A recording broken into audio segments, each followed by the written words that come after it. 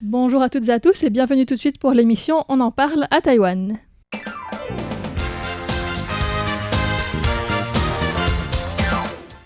Bonjour à toutes et à tous. Aujourd'hui pour On en parle à Taïwan, vous êtes en compagnie de Florian Dai, Lisa.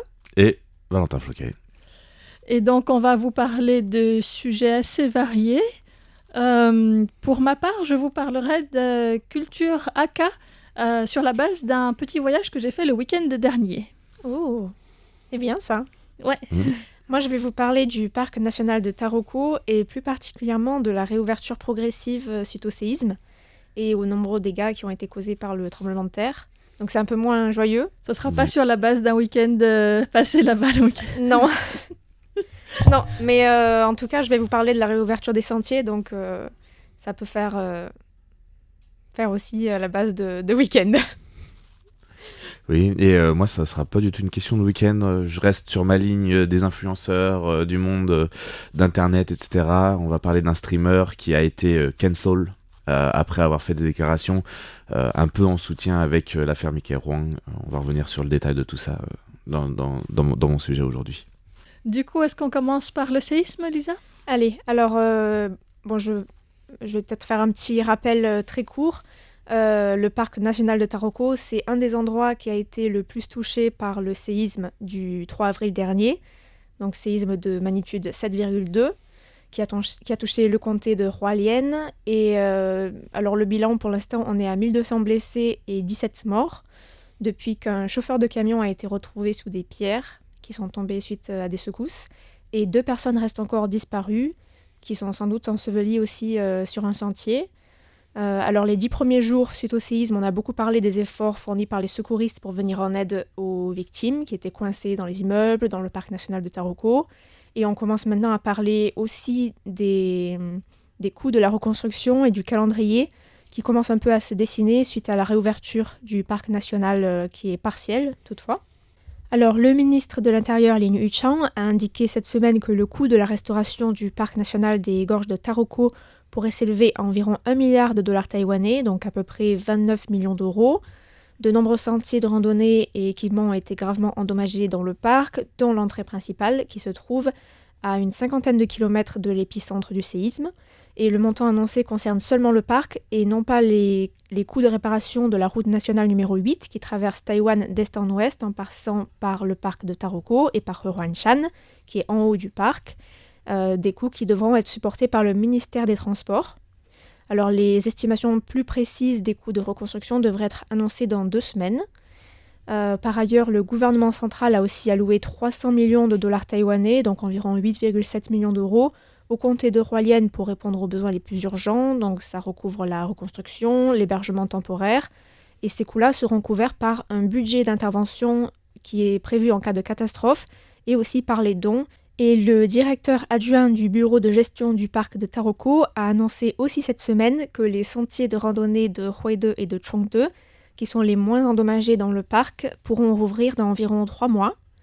Mais en fait, la partie ouest du parc, au niveau de Huangshan, a déjà rouvert partiellement. Donc jeudi dernier, c'était le 11 avril, le parc national de Taroko a déjà annoncé la réouverture dès le lendemain, donc le 12 avril, de la zone montagneuse de Hehuan, qui comprend le pic principal du mont Hehuan, qui est un petit sentier, donc 1,5 heures aller-retour, le sentier de Xiaoqilai, 1,4 km, le sentier du pic nord-ouest de Huangshan, et le sentier de Shemen, qui est un sentier d'à peine 1 km, qui est situé juste à côté de la route principale. Donc en fait, ce sont tous des sentiers assez faciles, qui sont situés bien en hauteur, au-delà de 3000 mètres d'altitude, et où il y a forcément moins de risques de chute de pierre. Il y a aussi d'autres sentiers qui ont rouvert le mardi 16, cette semaine donc. C'est le cas de la zone montagneuse de Chilai, mais pas du sentier de la crête est de Chilai, qui est un très long sentier qui prend 6 jours, donc très ardu. Les sentiers du pic nord et du pic principal donc ont rouvert, et ces sentiers-là prennent environ 2-3 jours, voire 3-4 jours selon l'itinéraire. Et le pic sud a aussi rouvert. La zone montagneuse de Nanhu a aussi partiellement rouvert, avec seulement le sentier du pic principal de Nanhu. Le mont Pingfang aussi a rouvert mardi, qui est un sentier de 2-3 jours, du même que le mont Xuan. Donc il y a quand même pas mal de sentiers faciles et un peu plus durs qui ont été rouverts. Et cette réouverture rapide Et dû au fait qu'il n'y a pas eu de dommages, et aussi elle est intervenue juste à temps pour le début de la saison des azalées de Rorangshan. Je ne sais pas si vous êtes déjà allé à Rorangshan pendant cette période de l'année, en juin, mais c'est vraiment magnifique. Il y a des rhododendrons partout, c'est très beau. Et il y a beaucoup de gens qui se rendent dans la montagne à cette période pour admirer les fleurs, même si je pense que cette année, il y aura peut-être moins de gens. Les gens vont sans doute avoir un peu de crainte à aller dans la montagne juste après un séisme. Mais bon, ça c'est mon intuition personnelle. En tout cas, la partie basse du parc reste bien entendu fermée et les autorités ont automatiquement annulé les demandes de permis pour les parcs nationaux de Taroko, mais aussi de Ushan et de Sheipa, donc Shueishan. Donc les randonneurs doivent faire une nouvelle demande s'ils veulent toujours s'y rendre. Ushan, je connais quelqu'un qui y est allé le week-end, pendant la semaine là, donc c'était possible encore d'y aller quand même. Oui, il faut faire une demande, c'est tout. Ouais. Voilà, donc pour ce qui est de la partie basse, les gorges de Taroko, en fait, les autorités ont indiqué que les premiers lieux devraient rouvrir dans les 3 mois au plus tôt et que cette mesure concernerait d'abord des endroits comme le temple du printemps éternel. Vous savez, c'est le sentier avec le sort de temple et une cascade. C'est un peu un lieu emblématique de Taroko. Et le petit sentier qui y mène, c'est un sentier d'à peine 85 mètres de long, donc voilà, c'est pas très long. Voilà, ce sera sans doute aussi le cas du temple de Suroi, donc le sentier Chongde, qui permet d'avoir une très belle vue sur l'océan Pacifique, parce que voilà, ces sentiers ont été relativement moins endommagés. Et ceux qui sont le plus abîmés, ce sont les sentiers de Xiaojuelu, de Shakadan, où il me semble que sont situées les 2 personnes qui sont toujours portées disparues, Yanzeko, Jiuqudong et Baiyang. Et ce sont en fait les sentiers les plus fréquentés par les visiteurs. On a entendu dire que le parc pourrait fermer pendant plusieurs années après le drame, mais les autorités du parc ont annoncé qu'il y aurait plutôt une réouverture progressive en fonction des travaux, sans doute parce que c'est vraiment un lieu très touristique dans le comté de Hualien. Et le sentier de Juelu, qui est un des plus beaux du parc, c'est un sentier historique, dont une section est vraiment au flanc de la falaise et c'est vraiment très étroit par moment. Donc celui-là, il a été très endommagé au niveau du premier pont par des grosses pierres. Le pont a totalement été cassé en 2 et une partie est recouverte de terre, de pierres, voilà. Donc la réouverture de ce sentier, ça prendra sans doute plus de temps. Et pour le sentier de Datong Dali, qui mène au village Troku de Dali et de Datong, et où 3 randonneurs sont morts suite à des chutes de pierres, le sol et les pierres sont pas stables à cet endroit-là, donc il y a encore des risques de chute de pierres. Et alors j'ai lu qu'il était déconseillé d'y aller, mais j'ai pas vu qu'il était interdit d'y aller. Bon, je sais pas, je trouvais ça un peu bizarre. Mais en tout cas, les locaux, eux, ils peuvent quand même y retourner parce qu'ils ont des maisons et des jardins dans ces 2 Oui, il y a des gens villages. qui habitent là-haut. Ouais. Voilà, qui ont des maisons d'hôtes. Donc eux, ils peuvent quand même y aller, mais c'est quand même déconseillé. Donc j'imagine que s'ils doivent, je sais pas, l'auberge où je vais, elle doit avoir 30 chats, la dame, donc j'imagine qu'elle doit y retourner de temps en temps quand même pour s'en occuper, ou enfin des choses comme ça, pour s'occuper d'animaux.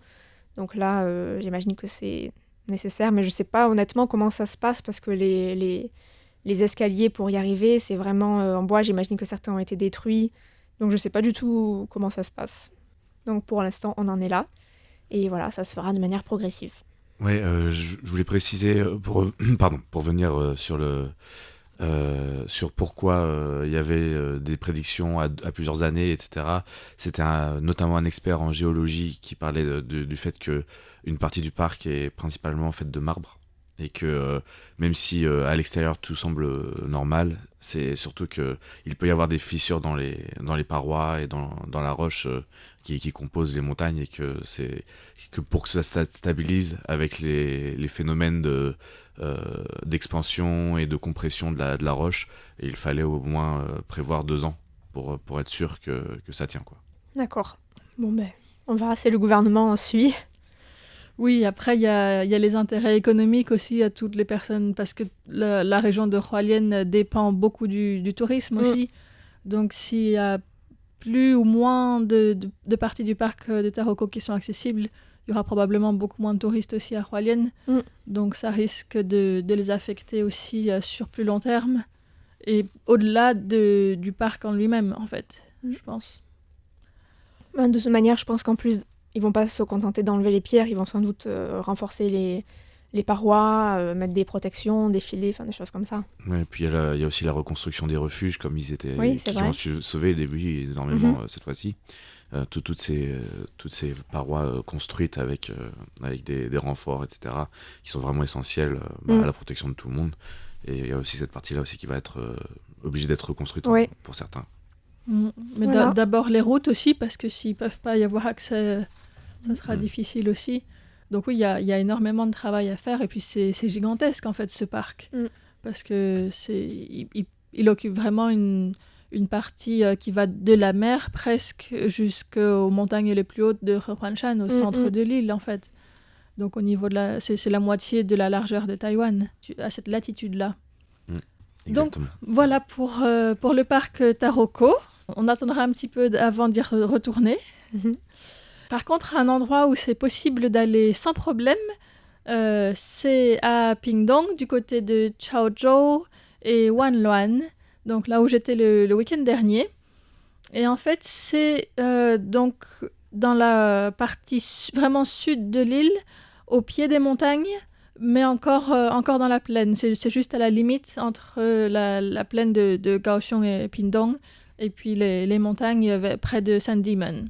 Donc c'est une région où il y a notamment des Hakka. Donc les Hakka sont un peuple chinois Han, originaire du nord de la Chine, en fait des plaines centrales de la Chine, qui ont, à travers de nombreuses migrations, été petit à petit vers le sud de la Chine. D'ailleurs, leur nom en mandarin, c'est pas Hakka, c'est Kejia. Et Kejia, le Ke, c'est le fait d'être invité. En fait, ce sont les familles qui sont invitées, sous-entendu chez les Cantonais, quand ils étaient dans le sud de la Chine. Et les migrations vers Taïwan se sont faites surtout vers la fin du 19e siècle et le 20e siècle. Donc, est-ce que vous savez où se trouvent les plus importantes populations Hakka à Taïwan? Miaoli, Hsinchu. Miaoli, Hsinchu. C'est les deux plus... Taoyuan aussi, Oui. Ouais, juste à côté, donc cette partie nord-ouest. Et puis vers Pingdong et Kaohsiung aussi, à Meinong, par là, il y en C'est a. que Neipu, il y a beaucoup de Hakka Ouais. vers là-bas. Et puis un petit peu vers Hualien aussi. Donc les Hakka sont environ 4,6 millions à Taïwan, c'est 15 à 20% de la population, donc c'est quand même une partie relativement importante. Ils ont leur propre langue, le Hakka, donc pour ça je vous renvoie aux émissions de Sasa sur les différentes langues, la diversité des langues à Taïwan. Allez, on commence à la liste des recommandations. Juste celle-là. Mais enfin, voilà, il faut savoir que le Hakka, c'est vraiment une langue qui est complètement différente du mandarin, qui a un autre nombre de tons, et puis qui a aussi ses propres dialectes à l'intérieur du Hakka, ces variantes. Les Hakka ont migré et vivent encore beaucoup par clan, en fait, par grande famille, et le nom de famille reste quelque chose de très important. Et dans des villages, comme par exemple celui où j'étais, qui est Ugao-shui, au sud de Taïwan, on voit qu'il y a 2 ou 3 grandes familles dans chaque village, où en fait tout le monde appartient à une famille ou l'autre, et c'est le même nom de famille. On voit à la fois dans ces villages des petites maisons habituelles, et puis des anciens bâtiments qui sont souvent des sanreyuan, c'est-à-dire des maisons traditionnelles avec une grande cour au centre et des bâtiments de 3 côtés. Alors, sanreyuan, c'est quand c'est de 3 côtés, et sereyuan, c'est quand il y en a des 4 côtés. San voulant dire 3 et se 4 si vous n'aviez pas fait le cours de chinois basique. C'est vraiment une grande cour centrale avec parfois même des arbres plantés, c'est très joli, et puis ce sont des bâtiments juste avec un étage, les toits souvent en queue d'hirondelle, ils appellent ça, un petit peu relevé sur les côtés. Ah, c'est beau ça. Ouais. Avec les tuiles et les... Ça part comme ça en ciment. C'est ça qui... Alors, on dit ça part comme ça à la radio, je sais pas Oui, si c'est vous vrai. imaginez nos gestes. Avec les... C'est tout simple, la en fait, pointe mais joli. des toits un peu légèrement relevée, en fait. Alors, on a vu, par exemple, qu'il n'y avait qu'une seule cheminée dans un sanreyuan. Et qu'est-ce que ça signifie pour vous, le fait qu'il y ait une cheminée? Il n'y a qu'une salle à vivre pour tout le monde. Alors, c'est pas la salle à vivre, c'est la cuisine. Cuisine, ah d'accord. Et donc, quand il y a une cuisine et qu'il y a 60 ou 100 personnes qui vivent ensemble, en fait... Tout le monde se gèle, en fait, en hiver. Alors, ça aussi, Ça signifie ça, mais pour faire à manger pour ces 60 ou 100 personnes, quand il y a un seul endroit où c'est possible de faire la cuisine, en fait, ce sont les différentes branches familiales ou les femmes de ces différentes branches oui. familiales qui sont chargées de faire la cuisine pour tout le monde Ah, bien à tour sûr. de rôle. Toujours Voilà. comme ça. Hein. Mais du coup, c'est pas chacun qui fait dans sa petite famille, Ouais. c'est vraiment pour s'il y a 100 personnes dans la famille, dans le clan, tu dois en faire pour les oncles, les tantes, les Et neveux, les nièces, les petits-enfants, tout le monde, quoi. Et par contre, je sais pas s'ils mangeaient ensemble au même endroit ou si peut-être ils dispatchaient quand même la nourriture dans différents endroits parce que sinon. C'est manger possible à 150, Non, c'est- non, je pense compliqué qu'après quand les même. plats sont amenés dans les différentes pièces des différentes familles, mais en tout cas, pour le lieu de cuisson, il y en a qu'un seul. Sinon, ça fait un sacré banquet hein, tous les Ouais. jours, à tous les repas. Mais en fait, le reste des pièces, c'était assez serré parce qu'ils étaient vraiment nombreux. Et ouais. Et donc, les pièces de vie étaient un peu serrées et il n'y avait pas de salle d'eau, notamment. Donc, les toilettes, c'était dans la cour arrière, près des poulets et des cochons. Et c'est seulement plus récemment qu'il y a eu des installations avec l'eau courante. Mais à la base, il n'y avait pas tout ça. Donc voilà, on voit un petit peu l'évolution de l'architecture aussi. Alors, dans cette bâtisse, en fait, la pièce principale, donc celle qui est en face de l'entrée, disons, c'est celle avec l'autel aux ancêtres, puisque les Hakka vénèrent les ancêtres, le dieu de la terre aussi, le Tudigong, et puis le dieu du ciel. Ce sont les trois principales divinités ou personnes qui sont révérées. Donc il y a tout en face cette pièce avec l'autel aux ancêtres. Et puis ce qui est intéressant à voir aussi, c'est sur les côtés des portes, il y a ces calligraphies qui se répondent en fait sur les piliers droit et gauche avec des dueliens, ça s'appelle. Et en fait, ils ont expliqué que pour une même famille, ce sera toujours les mêmes caractères qu'on retrouve sur les piliers des portes de là où il y a l'autel aux ancêtres, en fait. D'accord. La porte principale. Et donc, ce qu'on avait vu, c'était la famille des Liu. Est-ce que vous savez comment on écrit le caractère Liu? Oui. Je saurais le taper, mais pas l'écrire comme ça. C'est parce que je m'appelle Liu en chinois. Et donc, est-ce que tu peux séparer les différents éléments du caractère Liu? Il y a normalement deux lames ou deux couteaux. Il y a le caractère de l'or. Oui, alors en haut, c'est pas exactement deux couteaux. Ça s'appelle Mao quand il est tout seul. Et en dessous, c'est l'or, c'est Jin, c'est ça. Et à droite, il y a encore une tranche, enfin, objet tranchant. Et ben donc pour le duelien, les premiers caractères, c'est Mao, Jin, et après Qi, Duan. Mais donc, en fait, c'est un jeu de mots en décomposant le caractère du nom de famille. D'accord, c'est intéressant. Voilà, c'était là où je voulais en venir. Rigolo. Et puis sur le pilier d'en face, il y a Yi, Ho, Tang, Hui. Donc en fait, donc pour les Liu, la première ligne, après il y a Qi Duan, donc c'est du début à la fin, en fait, donc l'ensemble des Liu. Yi, Ho, le I fait référence au Mao, parce que le Mao, c'est le 4e chiffre dans les Jai Bing Ding, dans les troncs célestes. Ouais. Et Jin, c'est l'or, et donc Ho, c'est le feu. Donc il y a une correspondance entre les premiers et deuxièmes caractères de chaque pilier. Et après, les deux derniers sur le pilier de gauche, c'est Teng Hui. Donc ça veut dire Teng, c'est galoper ou s'élever, et Hui, c'est la splendeur. Donc c'est vraiment des souhaits de fortune, de splendeur pour toute la famille Liu dans son ensemble. Voilà, c'est ce genre de souhait qu'on peut trouver. Et donc après, sur d'autres portes, il y en a d'autres, je ne vais pas vous faire tous les détails, mais ça vous donne un peu une idée quand même de ce qu'on trouve sur ces piliers. Et donc pour chaque famille différente, il y aura des inscriptions différentes. Et au-dessus de la porte, est-ce que vous savez qu'est-ce qu'il y a? Pour les Hakka, je pense que là c'est plus spécifique aux Hakka. Je l'ai vu il n'y a pas longtemps, mais je ne me souviens plus. Des petits papiers découpés en fait. Ah oui. Il y a 5 papiers découpés, souvent en couleur rouge et or, qui sont collés juste sur le linteau au-dessus de la porte et qui flottent dans le vent. Et donc, ça a aussi une fonction auspicieuse avec des motifs qui peuvent varier selon l'année, des couleurs aussi différentes selon les occasions. Donc là, c'était sur la porte principale, mais ça peut être à d'autres endroits. Par exemple, pour un mariage, il va y avoir des couleurs rouges pour les invités, vert pour la terre, bleu pour le ciel, or pour les ancêtres et orange pour la bonne fortune. Et donc, on avait participé aussi à un atelier de découpe de papier. Donc, en fait, il faut les plier plusieurs fois et puis après découper selon certains motifs. Et à chaque fois, c'est des symboles auspicieux en référence. Ça peut être un dragon si c'est l'année du dragon.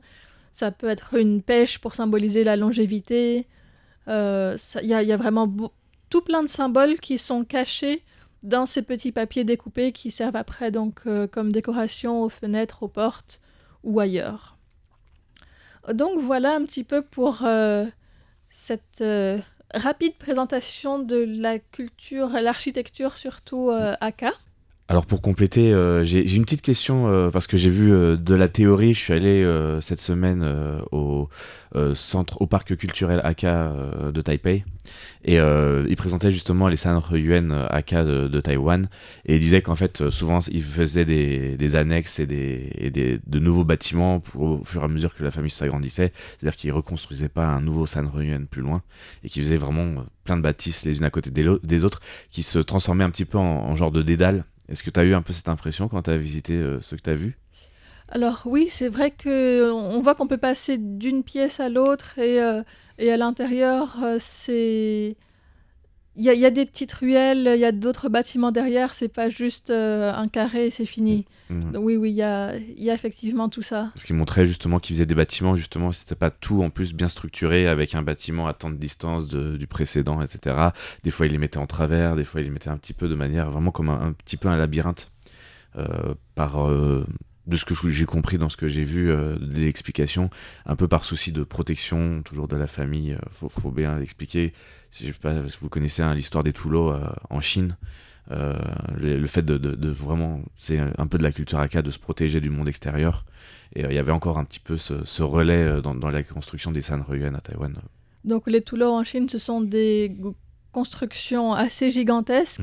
Donc comme un village complètement fermé depuis l'extérieur, avec juste peut-être une entrée principale. Un peu comme une forteresse au final. Et à l'intérieur, toute la vie a lieu, quoi. Voilà. C'est plusieurs centaines de personnes qui peuvent être logées là-dedans. Alors les plus emblématiques sont ronds, mais ils ne sont pas forcément ronds. Il y en a des carrés, il y en a des rectangulaires, il y a des formes différentes selon les constructions. Mais c'est vrai que les plus emblématiques, celles dont on a beaucoup entendu parler, sont vraiment les versions rondes. Pourquoi il n'y en a pas de ronde d'ailleurs à Taïwan ? Il y en a une à Miaoli qui était juste un échantillon, enfin c'est une reproduction. Je pense qu'il n'y avait pas eu les besoins historiques de se protéger pour les Aka autant à Taïwan, puis ils sont arrivés beaucoup plus tard aussi. Comme c'était à partir de la moitié du 19e siècle, c'était probablement déjà une autre étape pour eux. Voilà. En tout cas, très intéressant. Merci beaucoup pour cette présentation. On va changer totalement de sujet. Un sujet un petit peu trop controversé dans la sphère d'Internet à Taïwan, avec un rebondissement, une répercussion de l'affaire Michael Huang sur un influenceur taïwanais. Peut-être rappeler rapidement l'affaire Michael Huang. Donc voilà, on va dire que Michael Huang a été accusé, est en procès actuellement pour 3 affaires. Si je ne me trompe pas. Je ne sais pas si tu as suivi un petit peu. Donc c'est un présentateur télé. Un présentateur télé. Qui est accusé pour des affaires d'agression sexuelle et de viol. Voilà. Donc, et de détention de vidéos de mineurs. De mineurs sexuels aussi. 7 en tout. Et justement, alors, on va reprendre un petit peu tout ça dans l'ordre parce qu'en fait, tout est parti du fait que cet influenceur, c'est un streamer. Donc c'est quelqu'un qui fait de la vidéo en direct 5-6 heures par jour. Et qui, en rebondissant à ça, en fonction de ce qu'on lui dit dans sa fenêtre de discussion, donc il interagit en général avec les personnes. Là, tu parles de Michael Huang ? Non, là, je parle de l'influenceur, du joueur. Donc, c'est un joueur de jeux vidéo connu qui a une équipe à lui. C'est pour ça que ça va être important après, mais je voulais d'abord mettre un petit peu en contexte. Oui, en fait, tout est parti du fait qu'il ait dit c'est pas si grave. Ah. Mainam Yenjong en mandarin. Il a perdu une occasion de se taire. Et voilà, mais ce qu'il y a de plus incroyable en fait dans cette histoire, c'est que c'est la suite en fait. Je vais pas trop dévoiler pour l'instant, on va peut-être revenir sur ce personnage qui s'appelle Chan Hang, dont le pseudo internet s'appelle Godton, ou en mandarin Tongshen, Zontong Shen, pour ceux qui connaissent un peu le mandarin, donc le président président Dieu. Voilà, donc on parle d'un influenceur à 500 000 abonnés sur Twitch. Pareil à peu près sur YouTube jusqu'à la fameuse affaire dont je vais parler tout à l'heure, et qui a créé une équipe en 2023 qui s'appelle les cochons de l'enfer, Hell's Pig, et qui pour l'instant sur le circuit professionnel n'est pas très bien coté, hein. Ils ont, je crois, gagné seulement 3 matchs sur la vingtaine qu'ils ont joué. Voilà pour cette partie-là, juste pour donner un peu en contexte sur qui est cette personne. Elle a beaucoup d'historique pour avoir le sang chaud, pour mal répondre, pour s'énerver très facilement. Mais c'est un petit peu dans la sphère de l'internet taïwanais le genre de personnage que les gens aiment regarder malheureusement. On va dire, c'est aussi un peu ça que je voulais dénoncer aujourd'hui avec donc cette affaire où il a en gros dit ce n'est pas si grave, en étant très approximatif au final, parce qu'il réagissait au fait que regarder des vidéos de mineurs, ce n'était pas si grave. Alors il a déjà tout mélangé les 3 affaires, parce qu'en fait l'affaire d'agression sexuelle et de baiser volé, entre guillemets, hein. La première affaire c'était une affaire de baiser volé, puis après l'affaire d'agression sexuelle qui est arrivée très, très récemment avec un personnage d'internet aussi qui a déclaré ça sur Mickey Run, qui est la grande sœur Kay, ça s'appelle dans le monde de l'internet. Ces 2 personnes-là, c'était au moment des faits, elles avaient 17 ans. Et donc il a déjà fait le mélange avec les vidéos où là c'était des mineurs d'un âge beaucoup plus jeune. Donc avec des conditions de loi beaucoup plus sévères, avec une possibilité d'emprisonnement de 7 ans, etc. Alors que sur des jeunes de 17 ans, la possession de vidéos de jeunes de 17 ans, la loi est un peu différente à Taïwan. Ça reste illégal, mais pour les vidéos sexuelles de mineurs de 17 ans, c'est une peine d'1 an qui peut être échangée par une amende. Et pour des mineurs de 14 ans, comme c'est le cas pour les autres vidéos, c'est une peine de 7 ans qui ne peut pas être échangée contre une amende. Donc voilà, tout ça, il avait tout mélangé, bien sûr. Déjà que moi, je ne suis pas très au courant. Et en fait, il a été repris par 2 personnes, notamment une personne que tu connais bien, qui est Mia Poya, qui a passé quand même plus d'1 heure et 2 émissions même, une elle-même en direct avec lui, chacun de son côté, en ligne, à reprendre chaque point, et après une autre sur une émission de télé et de radio. Mais bon voilà, ça a pris une grande ampleur, et il a perdu donc tous ses sponsors, 14 sponsors en tout, et sa chaîne YouTube a été coupée après cette histoire. Et en fait, ce qui est incroyable dans cette histoire, c'est qu'au lieu de dire excusez-moi ou voilà, d'assumer ses actes, il essaie de dire que il garde son point de vue, et il veut pas en découdre, et même lors des discussions avec Miaopoya, avec les gens, qui essaient de lui expliquer clairement pourquoi c'était problématique. Elle est son d'une discours. patience infinie pour expliquer fou, ça. Hein. Je regardais ça juste avant d'enregistrer pour être sûr pour voir un peu plus dans le détail ce qui s'était passé, et il est incroyable de rester campé sur ses positions, sur ce qu'il dit, et de vouloir en fait au final essayer d'en sortir vainqueur. Et justement, ce qu'il n'a pas aimé justement à la fin de son discours, sa première discussion avec Miaopoya, c'est qu'il perdait le discours. Au lieu de dire ah bah attends, j'ai quand même dit des bêtises, allez voilà, je fais table rase de tout ça, je m'excuse, et puis bon après je reconstruis petit à petit. Non, il faut qu'il récupère ce qu'il avait déjà avant, son business, son machin. Et c'est ce qui est le plus important, plutôt que l'histoire de ces vidéos, qui au final, comme l'explique très bien Miaopoya, regarder ces vidéos, les télécharger, ça finance finalement un réseau qui est totalement illégal et complètement dérangeant, parce que c'est quand même de l'abus sexuel sur des enfants, sur des mineurs, etc. Et tout ça, ça alimente ce réseau, et il n'arrivait pas à comprendre en fait ça. C'était assez important, et donc c'est pour ça que je voulais en parler aujourd'hui. Et donc pour l'instant on en est, il est toujours cancel, et donc sa chaîne YouTube a été fermée.